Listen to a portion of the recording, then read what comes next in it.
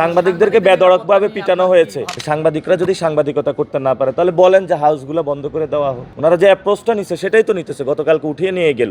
বাংলাদেশে আমরা আসলে ইনশাল্লাহ সাংবাদিকরা সর্বোচ্চ মজুরিও বাড়বে, আপনাদের পকেটে টাকা নেই এটা আমরা জানি, বেতন খুবই কম, আমরা ইনশাল্লাহ এটা বাড়াবো, আপনাদের লাইসেন্স করব, নিরাপত্তা দিব। আমরা তো চেয়েছিলাম ওসমান হাদি ভাইয়ের হত্যাকাণ্ডের বিচার, কিন্তু সেখানে হলো ইলেকশন বানচাল করার উদ্দেশ্যে অনেকে ঢুকে পড়ে।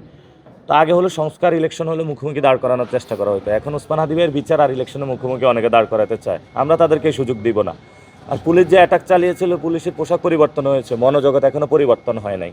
ইনশাল্লাহ আমরা পুলিশ কাঠামোর মধ্য দিয়ে একটি সংস্কারের পরিবর্তনের মধ্য দিয়ে পুরো বাংলাদেশে পুলিশ ব্যবস্থা সংস্কার করব। এটা কোনো পুলিশ স্টেট হবে না, এটা নাগরিক বান্ধব স্টেট হবে।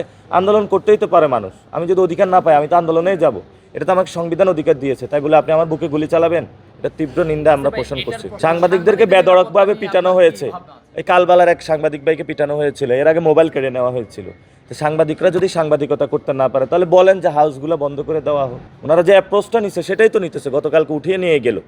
তো বাংলাদেশে আমরা আসলে ইনশাল্লাহ সাংবাদিকরা সর্বোচ্চ মজুরিও বাড়বে, আপনাদের পকেটে টাকা নেই এটা আমরা জানি, বেতন খুবই কম, আমরা ইনশাল্লাহ এটা বাড়াবো, আপনাদের লাইসেন্স করব, নিরাপত্তা দিব, হেলথ ইন্স্যুরেন্স করে দিব। আপনি চিকিৎসা হলে যে বেতন পান এটা দিয়ে কিন্তু চিকিৎসা করাইতে পারবেন না, ফ্যামিলিতে পাঠাবেন নাকি বাসা ভাড়া দিবেন, কোনো দিকে টানাটানি হয়।